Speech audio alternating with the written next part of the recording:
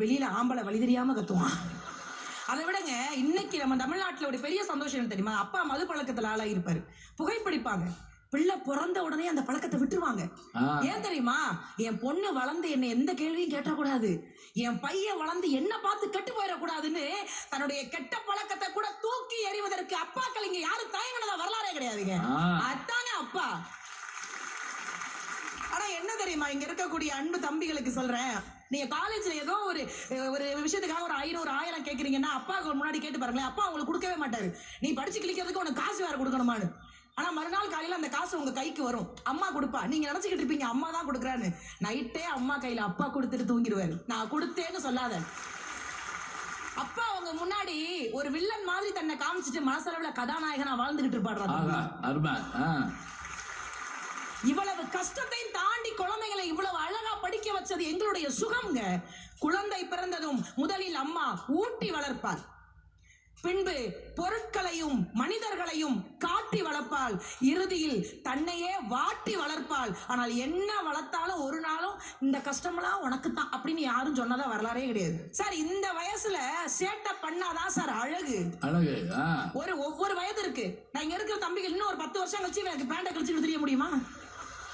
இப்பதான் அவன் அதை அனுபவிக்க முடியும். எந்தெந்த வயதில் எதை எதை அனுபவிக்க வேண்டுமோ அந்த வயதில் அதை அனுபவித்து விடுங்கள். இதெல்லாம் அனுபவிக்கிறது ஒரு பெரிய சந்தோஷம். நடுவர் அவர்களே, குழந்தைகிட்ட தனித்திறமான ஒண்ணு இருக்கும். அந்த தனித்திறமையை கண்டுபிடிச்சு வெளியில கொண்டு வந்துட்டா அது சுகமா இருக்கும். உங்களை மாதிரி கடைசி வரைக்கும் திருதுன்னு முடிச்சுக்கிட்டு இருந்தா அது சுமையாதான் இருக்கும். அதுல நீங்க மதுரையில இருந்து வந்திருக்கீங்க. மதுரையில நீங்க இந்த மீனாட்சி அம்மன் திருவிழா நடக்கும்ல, கோவில் திருவிழால, அப்ப நீங்க பெண் பிள்ளைகளை பாருங்களேன், அப்படியே மீனாட்சி மாதிரியே அலங்காரம் பண்ணிருப்பாங்க.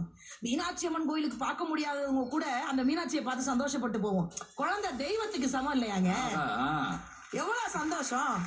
அப்படியே ஆம்பளை பிள்ளைய திரும்பி பாருங்க, கருப்புசாமிக்கு அவனுக்கும் சம்பந்தமே இருக்காது. மீசை இங்க ஒழுகி இங்க வந்திருக்கும், ஆனாலும் ஒரு அருவா வச்சுக்கிட்டு நிப்பான், நான் தான் கருப்புசாமி. தெய்வங்க. 2 குழந்தையும் அவ்வளவு அழகு. வாராமல் வந்த செல்வம், வீடேறி வந்த தெய்வம், தேடாமல் தேடி வந்த தாளம்பூச்சரம், பொம்மு குட்டி அம்மாவுக்கு ஆராரோ, தங்க கட்டி பாப்பாவுக்கு தாளேலோ.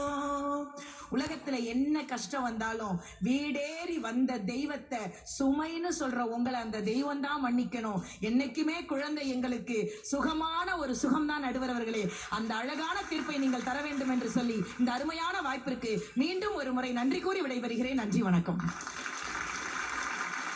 நீலகண்டன் போட்ட போட்டுக்கெல்லாம் என்ன செய்ய போறாங்களோ நான் முதல்ல கவலைப்பட்டேன்.